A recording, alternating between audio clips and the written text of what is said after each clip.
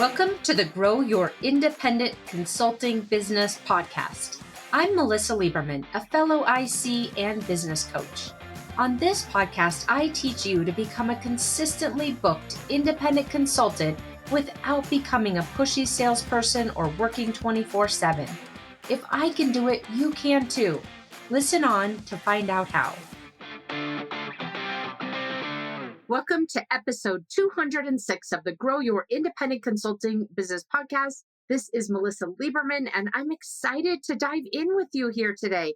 We've been doing a couple of weeks of interviews, which I absolutely love, and I always think it's so helpful to share other consultants' experiences on the podcast. At the same time, I kind of miss talking with you directly. So today we're going to talk directly. We're going to talk about choosing an aligned lead generation strategy for the phase that you're at in your consulting business. Making sure that the lead generation strategy that you're executing right now for your consulting business is the best matched up to the phase that you're in, so that ultimately you can generate more leads repeatably and don't have to worry about that feast or famine cycle that's so common for us to face as independent consultants. So that is what we're here for today. A quick note, personally, some of you love asking me about what's happening behind the scenes at Melisa Liberman Coaching. And so I'll share a little bit of a view into that. At the moment when I'm recording this, it's early February, and we're in the championship season of my kids. The three boys, they're all competitive swimmers. We're in the championship season. So it's a really fun time of year. And just to see them setting goals and reaching them, and in some cases, not exactly reaching them, and dealing with the disappointment of that. And so I just love this time of year from that perspective. And my oldest, who's 14, he is working on trying to get a Western regional cut. He's a breaststroker. He's so close, and he does not want my coaching. I am not a swim coach. Let's be clear. I do not go into the lane of the actual swimming. I'm a mindset coach, and I try to offer him help. He doesn't want it. He does not want it. And so I try to not offer it in an unsolicited manner, but it's really hard because at the end of the day, he's super close, and it all comes down to him believing that he can do it and really knowing what it feels like to hit the time that he wants to hit so that he can just repeat that in the meet. So anyway, I don't know. We'll see. He's swimming it this weekend, so I'm hoping he'll achieve that goal. And the other two, one's 11 and one's 9, and they're closer in age than the older one is to the middle one, if that makes sense. So they're a bit competitive with each other. They're both swimming the mile tonight, which I believe is 66 laps or lengths, I should say. And then they're both swimming the 200 fly, which is 8 lengths of butterfly, which, believe me, is not a small thing. Not a small thing. So it'll be interesting to see how that comes out and if the younger one beats the middle one. Anyway, that's what's happening over here. A lot of swimming and it's really just swimming, whatever I could do to help my husband with his business and goals and my own business and helping independent consultants. That's what we're here focused on behind the scenes. Okay, so with that, now that you've got that update, let's talk a lot about choosing the best lead generation strategy for the phase that you're in your consulting business. What's the inspiration for this episode? The inspiration for this episode is I so often get the question from independent consultants, what's the best way to generate leads? And I get that question at so many different phases of business. I get it when consultants are first starting out and they don't know where to start. And I also get it from consultants who have been in business for a few years and don't want to rely on word of mouth anymore and want to start taking more control over their business. And I also get it from consultants who are wanting to shift their business into things like more advisory or more strategy and less execution. And they want to start shifting the type of leads that they're creating. So you might relate to one or more of these phases or questions. when you're thinking about what your own lead strategy is and how to create higher quality leads in a more sustainable, repeatable way. All right, so let's talk about the agenda for today's episode. First, we're going to talk about what does it mean to choose the best strategy? How do you choose the best strategy? Because quite frankly, there are many strategies you can leverage to generate leads for your consulting business. And we want to be thinking about what's the best strategy for you to choose so that you're most effective at generating the leads and making the most of the time that you have to work on your business. Then we're going to talk about the mistakes to avoid as you're choosing that best strategy. That's the key here. If we could leave with any piece of this episode, that's the key, is making sure that you are aware of and avoiding those mistakes. And then I want to talk with you a little bit about what's enough. That's such a common question. What's enough when it comes to lead generation?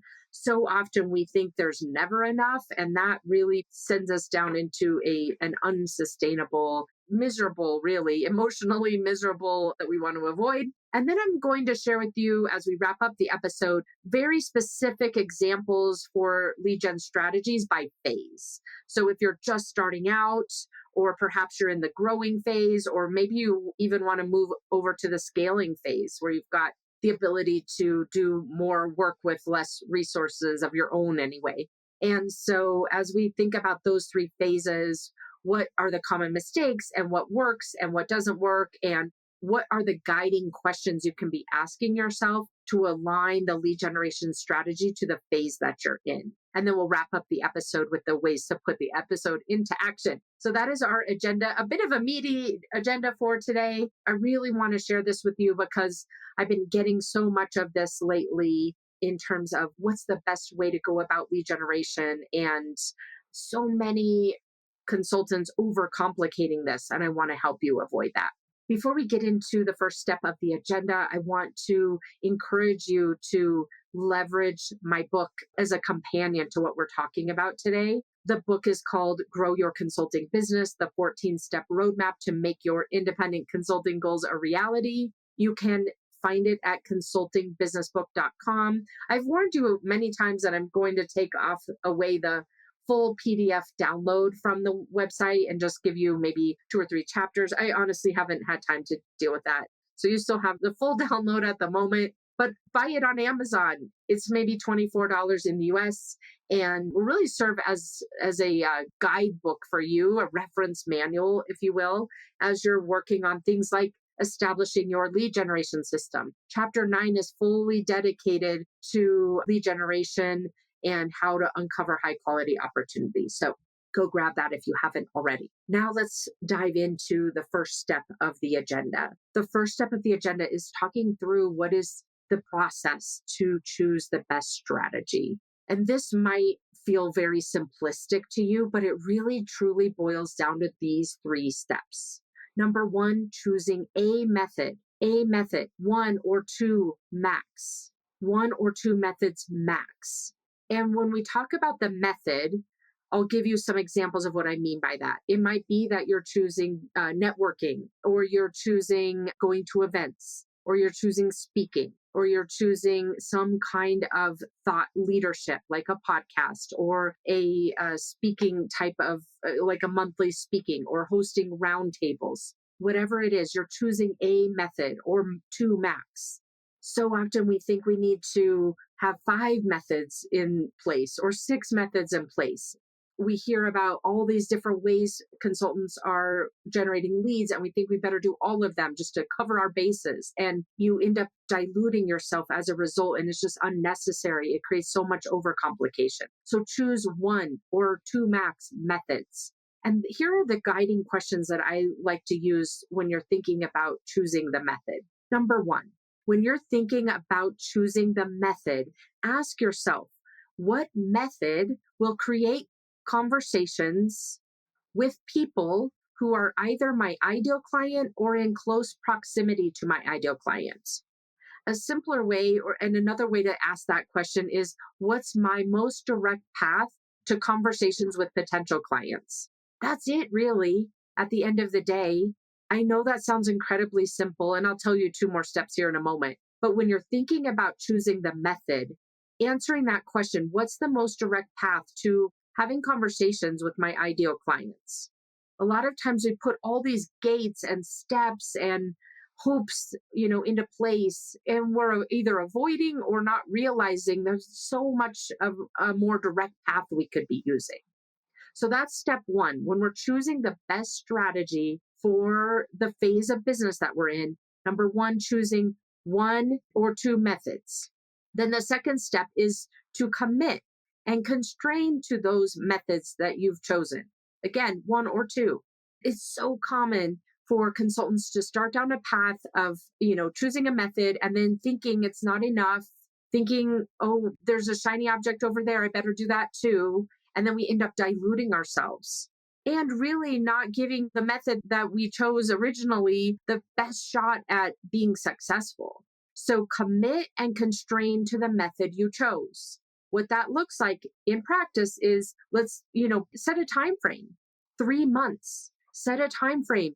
For the next 3 months, I'm going all in on this method. And when I get distracted by wanting to do something else or add another thing here or double up what I'm doing, the methods that I've chosen, then we're saying to ourselves, no, I chose this method, I'm committed to it, and I'll revisit that decision in 3 months. Committing and constraining to the method so that you have the data points against which to make decisions about what to adjust or what to shift. But you can't do that if you haven't fully committed to the method that you chose. And then thirdly, make it work. Make the method work. I'm telling you, I see every single method working for consultants. Again, there's some nuance. We'll talk about that here in a minute about what works best typically for the phase of business that you're in. Cold calling works. Cold emailing works. Networking works. Going to events works. Speaking works. Having a podcast works. Hosting executive roundtables works. Word of mouth works. Referrals works. There's so many different ways to generate leads. Now, do you want to be cold calling? Probably not. I know I don't. But with that being said, those methods all work.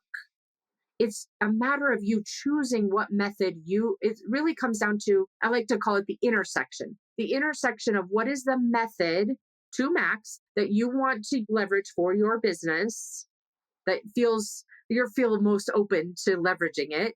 You might be excited about leveraging that method, or you might be like a lot of consultants that aren't loving business development, but know we need to do it. So whichever of those you are, pick the method that you think you would like the most, or at least hate the least, I guess. And then what is the intersection of what do you think would resonate with your ideal clients the most? And just pick the thing, pick something, right? Choose that method based on those questions I gave you. And then you're committing and constraining to that method, and then you're making it work. You're not seeing if it will work. You're not waiting for it to show you that it will work. You are figuring out how to make it work with a combination of the approach you're taking, the mindset that you have as you're executing it, your emotional state as you're executing it, and the testing or experimentation or curiosity based mindset that you have as you're executing that method that you chose. When you're constantly looking think about it this way in this concept of make it work versus seeing if it will work. When you're thinking about, oh, I'm going to make this work, then you're so much more open to figuring out and testing within that method and dialing it in and optimizing it versus coming at it in a skeptical way, wondering if it's going to work or if it's going to pay off or it's a good use of your time. And when you come at something from a skeptical place versus a curious place, you get such a different result. Those are as we start off this episode, the 3 steps to choose the best strategy. And we'll talk about dialing that even in further here in a moment based on what phase you're in. Okay, so then from there, let's talk about the red flags to avoid. Again, like I said at the beginning, this is probably the most important piece of this to walk away from today's episode with, really understanding what are the red flags to avoid as you're choosing your lead generation strategy. And I see these over and over again. And honestly, I've made those mistakes all myself too. In the past, when I first started out, and some probably last week. This is not a mistake proof process we're implementing here. Of course, we're all going to make mistakes. It's more about recognizing them as quickly as possible and redirecting, you know? So the red flags to avoid fall into these buckets. The first is trying to be too smart. Here's what I mean by that. A lot of times when we start our business, especially, or even as we're growing it, we think we should do the smartest thing. Oh, I should definitely approach lead generation in the most scalable way, in the most repeatable way, in the most sustainable way. And those things, while they are important, a lot of times when those become our driving factors, we try to make this lead generation process more automated than is effective. We try to make it more efficient, than it can be, efficient over effectiveness. And we start wanting to run before we walk. And as a result of trying to do the quote unquote smart business owner approach, we end up just shooting ourselves in the foot, because really the smart business owner approach is the one that sometimes we think the smart business owner approach is doing, building a system that's very repeatable and fits all of the best practices that you might hear on the internet and sometimes even on this podcast, right? Versus the smartest business owner approach is doing whatever's most effective. And sometimes that's the old school things, like getting on the phone or Zoom with people as much as you can and seeing where those conversations go.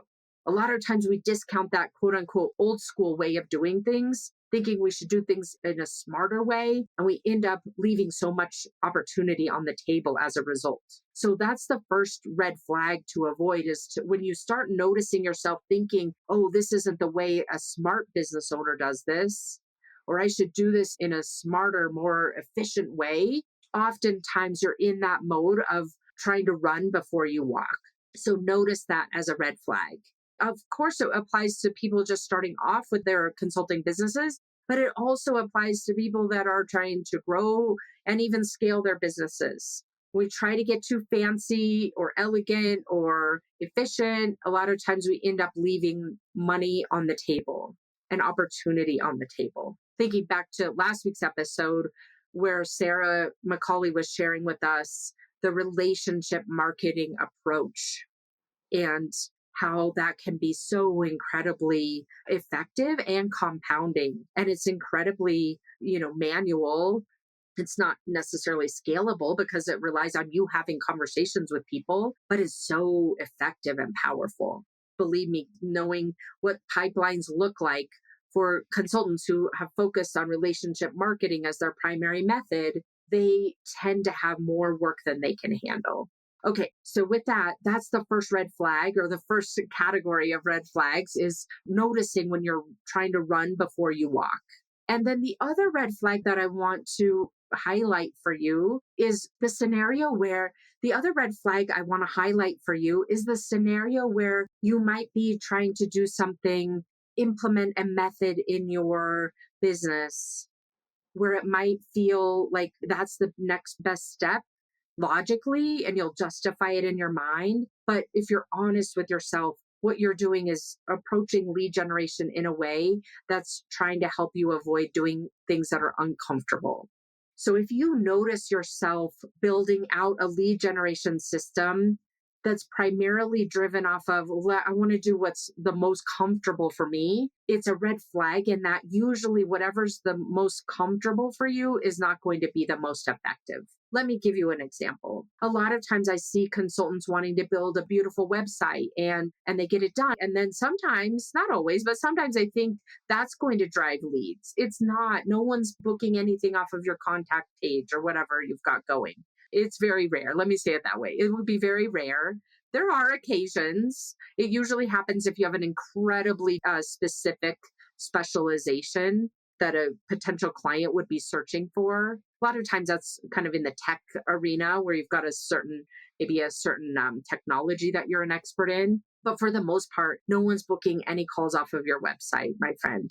So thinking about it and thinking that, I've talked to consultants who said, I'm ready to go. I spent the last 6 months getting my website ready and I've got all my QuickBooks and my LLC set up and I'm ready to go and I'm there for it with them. But at the same time, it's such a lost opportunity those last 6 months that they could have been generating leads for themselves had they not been doing what feels really productive and effective, when really all it is doing activities that are helping you to avoid whatever feels uncomfortable, which is usually boils down to having conversations with potential clients or people in your network when you don't exactly have everything dialed in of the way you describe what you do, and you're not exactly sure how to have those conversations in an effective way. And so you avoid having those conversations by doing other things that feel like they're contributing to lead generation, but they're really not. Those are the red flags you want to be avoiding when you're thinking about choosing the best lead generation strategy for your phase of business. Usually it's something that feels very simplistic and is uncomfortable, if we said it the opposite way.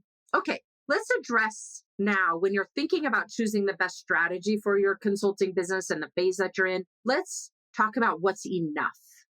Because a lot of times the pushback I get is when you think about choosing one method of lead generation or two, the pushback I usually get is, well, that's not going to be enough. It's not going to fill my pipeline.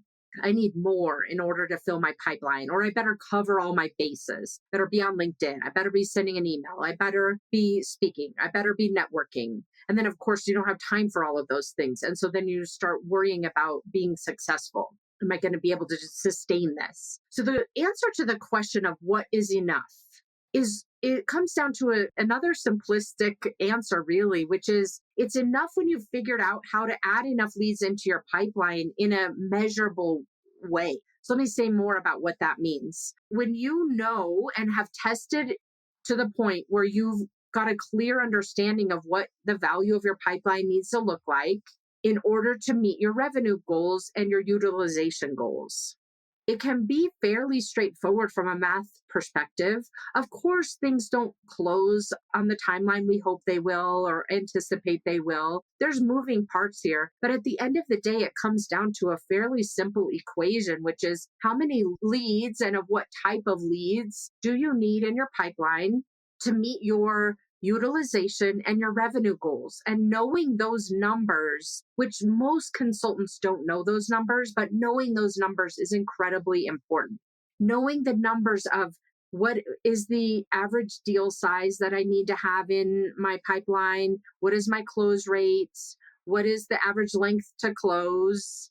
And how many conversations does it take to create a lead or to uncover a lead?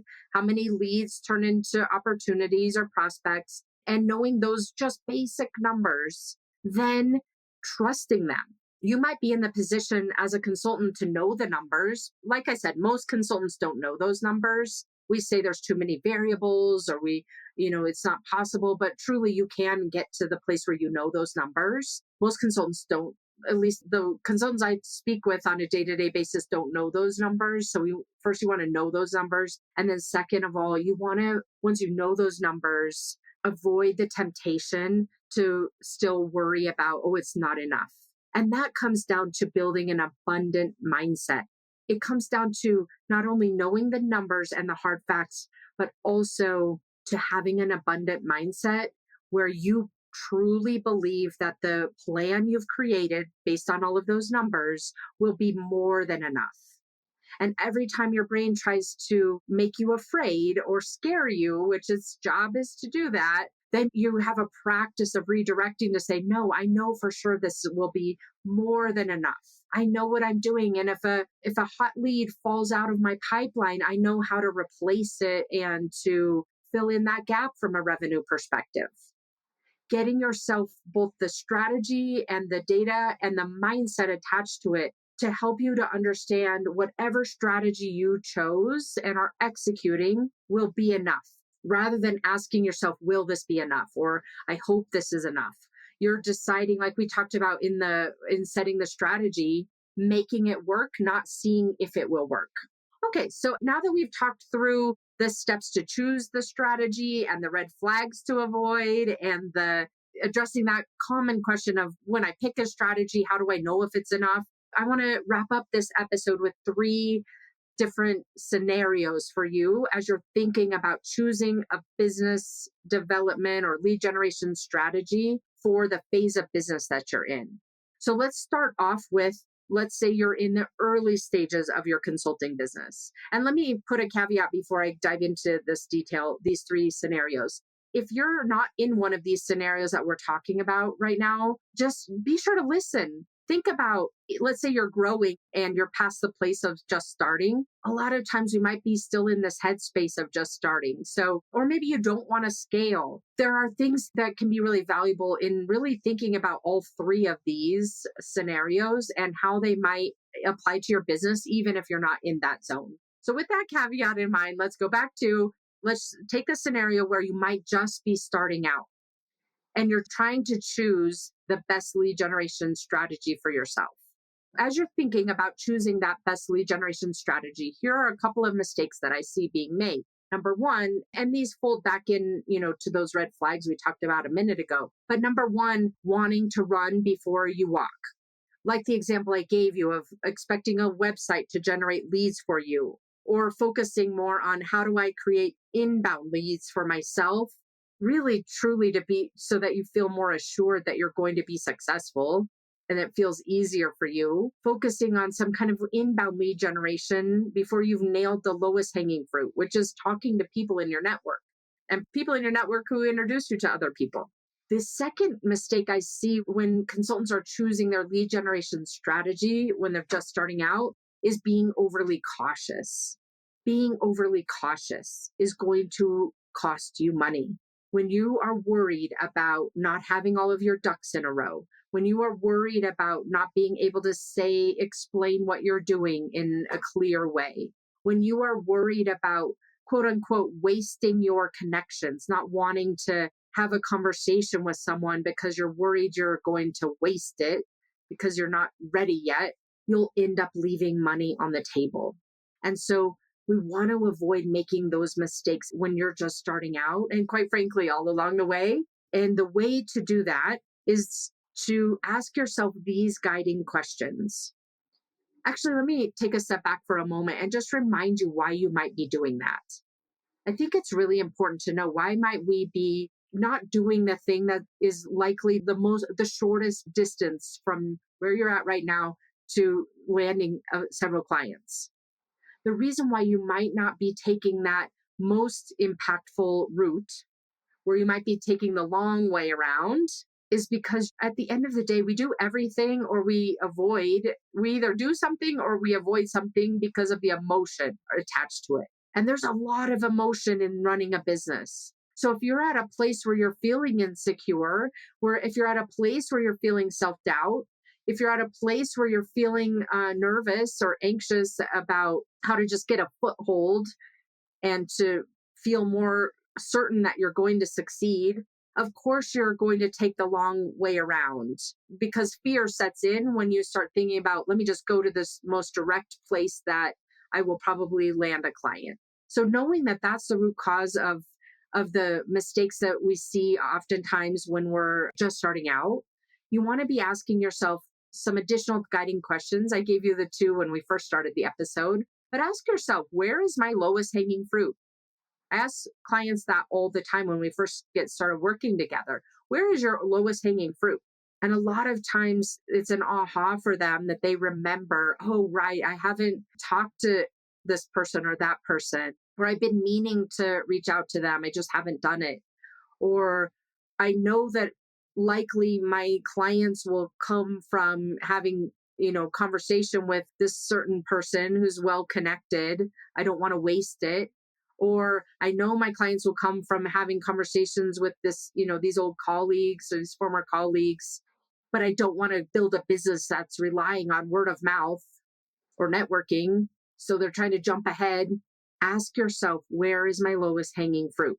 And the other question that I'll give you for this particular phase of business is, what revenue generating activities am I completing today? I was talking with someone about that on the phone the other day, or on a Zoom call the other day. And she had been doing so many things and checking them off all her list and feeling very prepared to launch her business. And really at the end of the day, it was all busy work and buffering to avoid doing the thing that is the most uncomfortable, right? Having conversations and creating clients and moving forward.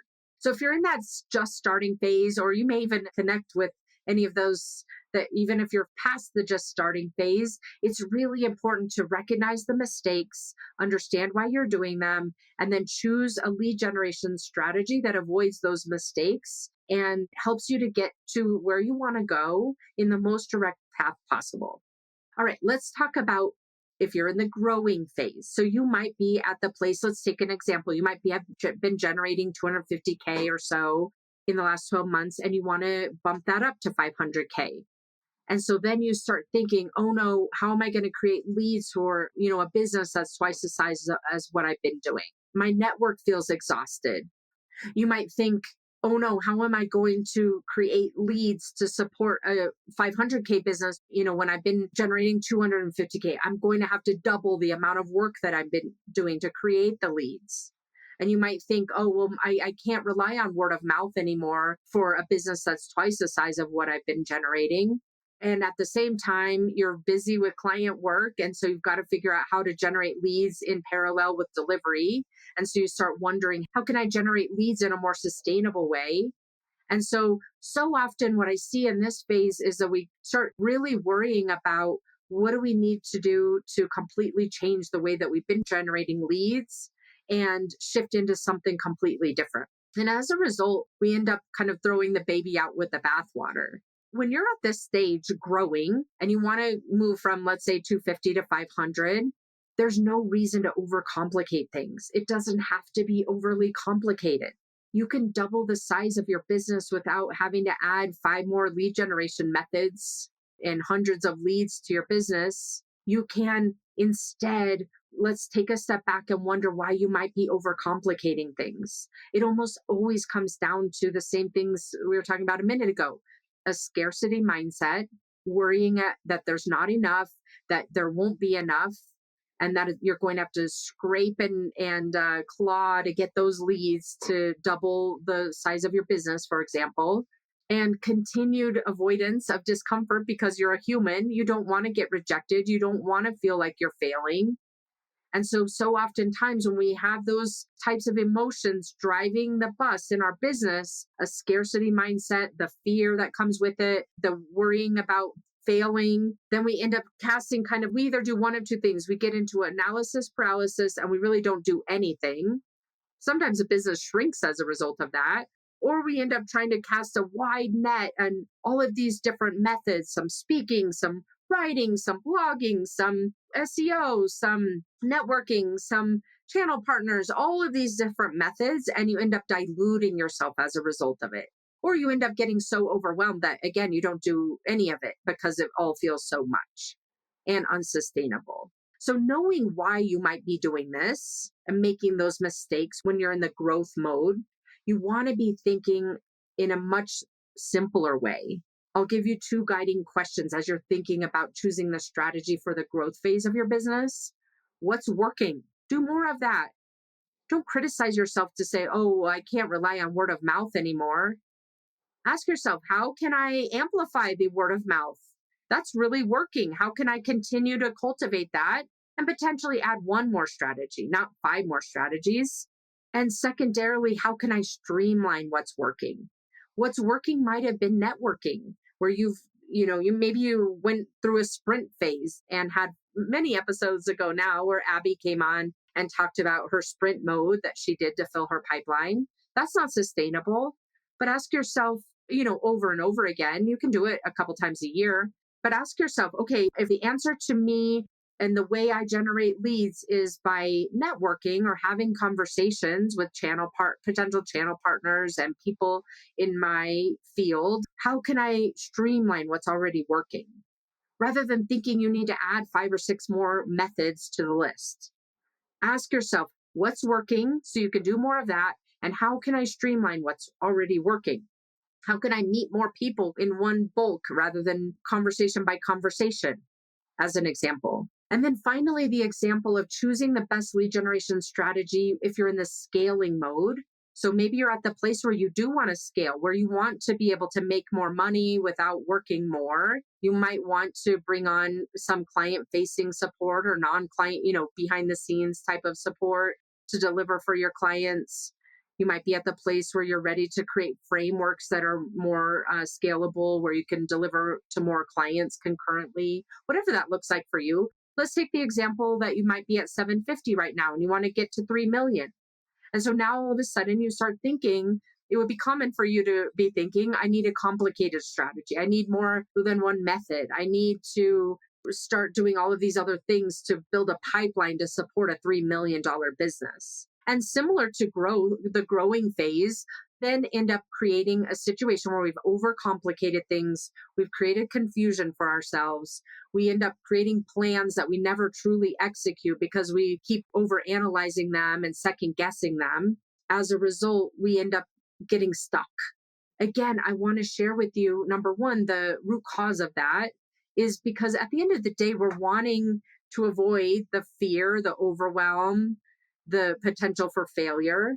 It's all the same. You're a human. They're all the same in, some form or fashion.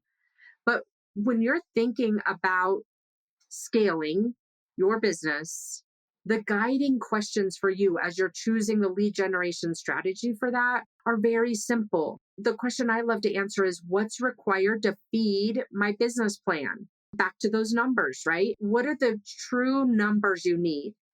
So often we avoid doing that math. I was just working with a client earlier today, and we've done her math multiple times, and then she lost sight of it. She started getting out of whack in terms of how many leads she was generating compared to her revenue goals and the types of leads she was generating compared to her revenue goals. It's incredibly important when especially when you're wanting to scale, but honestly, throughout every phase, to constantly come back to, what am I trying to accomplish here? What is the job that I'm trying to give my lead generation process? And what are the outcomes I'm trying to create from it? In this case, when you're in that scaling phase, what's required to feed my business plan?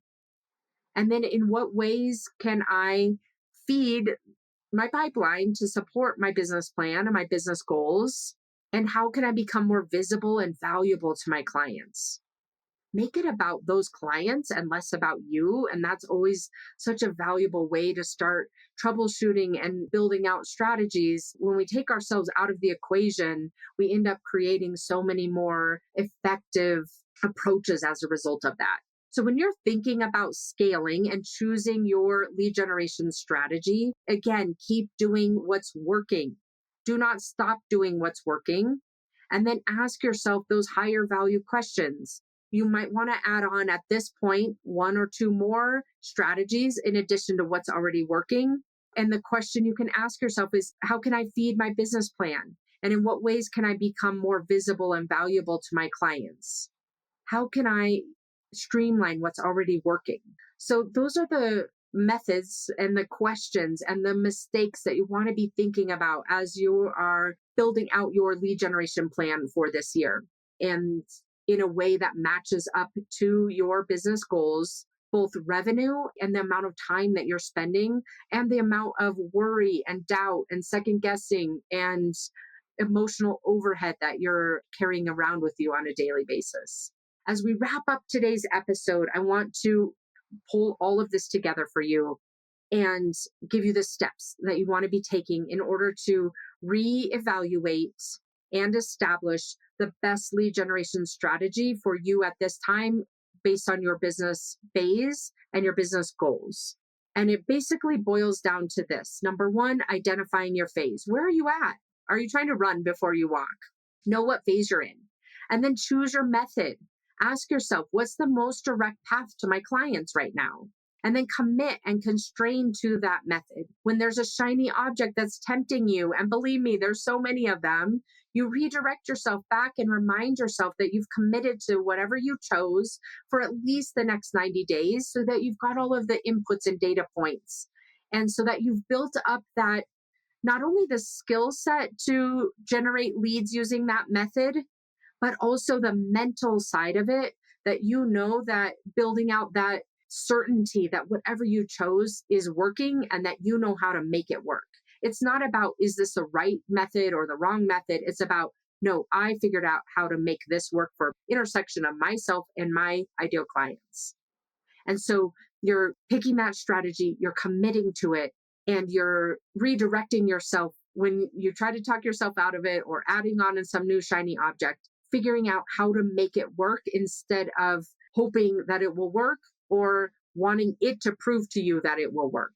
Use the questions that I shared with you throughout this episode to help you figure out what that lead generation strategy is that you're going to go all in on, even if it feels uncomfortable, even if you're not sure if it's going to work, from the very beginning, and get yourself to the place where you've given it everything you have in order to fill your pipeline with those high quality leads that you need to support the business goals that you have. All right. If this is something that you want help with, it can be easy to do for other people and really challenging to do for ourselves. Reach out, book a call with me. You can go to consultmelisa.com for a coaching exploratory call. It's a free call. We meet on Zoom for 45 minutes and really dig into your business and understand what your goals are, where your roadblocks are, where your blind spots are, and build you a plan at a high level to reach those goals and talk about how coaching can help you to accelerate them. So if that is something that you think could possibly help you get your goals in a more straightforward, accelerated fashion, you can book a call with me at consultmelisa.com. My name is spelled Melisa, only one S, only one L, only one of all the letters, consultmelisa.com. And I will see you again next week. Take care. Thanks for joining me this week on the Grow Your Independent Consulting Business podcast. If you liked today's episode, I have 3 quick next steps for you. First, click subscribe on Apple Podcasts or wherever you listen to make sure you don't miss future episodes. Next, leave me a review in your podcast app so other independent consultants can find and benefit too. And finally, to put the ideas from today's episode into action, head over to melisaliberman.com for the show notes and more resources to help you grow your consulting practice from your first few projects into a full-fledged business. See you next week.